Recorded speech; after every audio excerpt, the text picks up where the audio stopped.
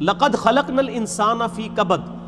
بے شک ہم نے انسان کو بڑی مشقت میں پیدا کیا ہے۔ سورہ انشقاق کے اندر بھی اس طرح کی آیات آئی تھی، میں نے ڈیٹیل گفتگو کی تھی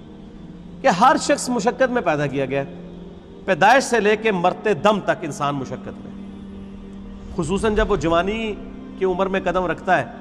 تو مشقت میں اضافہ ہو جاتا ہے، اور وقت کے ساتھ ساتھ انسان پہ برا وقت ہی آتا ہے، اچھا وقت نہیں آتا۔ انسان کی مصروفیات بڑھ جاتی ہیں، انسان کی تگ و دو بڑھ جاتی ہے، اولاد کی تربیت کا معاملہ، ان کے رزق کا بندوبست کرنا، ظاہر ہے اللہ نے اسباب کے ساتھ چیزوں کو جوڑا ہوا ہے، تو پوری زندگی انسان مشقت کاٹتا رہتا ہے۔ لیکن کامیاب ہیں وہ لوگ جن کی یہ مشقت اللہ کے لیے ہوتی ہے، چاہے وہ اپنے بیوی بچوں کے لیے بھی کر رہے ہیں،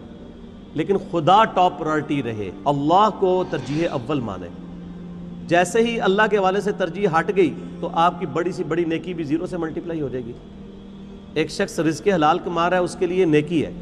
لیکن اگر اس کی وجہ سے وہ نمازیں چھوڑ رہا ہے، روزے چھوڑ رہا ہے،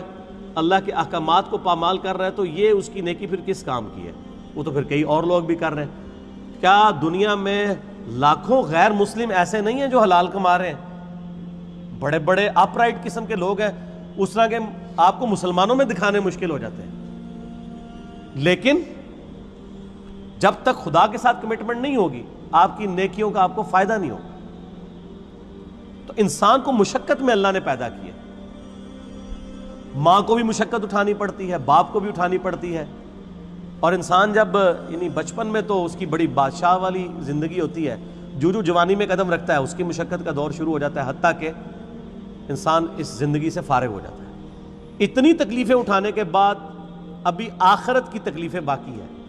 اگر کسی نے دنیا میں اللہ کی مرضی کی زندگی گزاری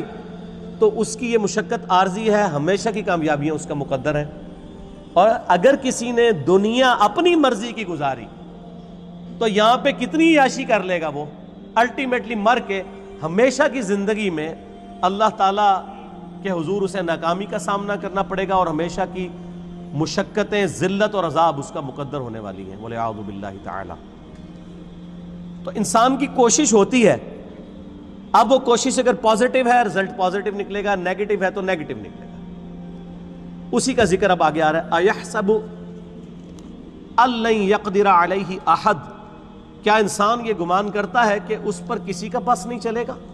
یعنی وہ اگر دنیا اپنی مرضی کی گزار ہے تو یہ سمجھ رہا ہے آخرت بھی اپنی مرضی کی گزارے گا، نہ، ایسا نہیں ہوگا۔